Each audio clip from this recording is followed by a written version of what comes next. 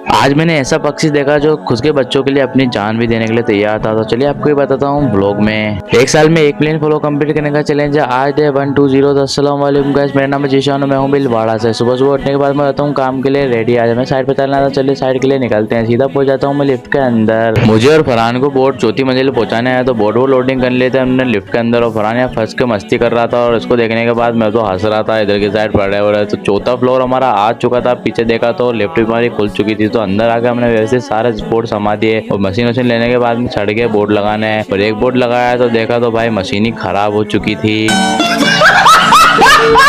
फिर बाद में पता चलता है कि भाई किसी ने तार ही निकाल दिए थे मशीन के, तो मशीन तो बंद होनी है। और मैं भावे फालतू में अपने हाथों पर लोड ले रहा था।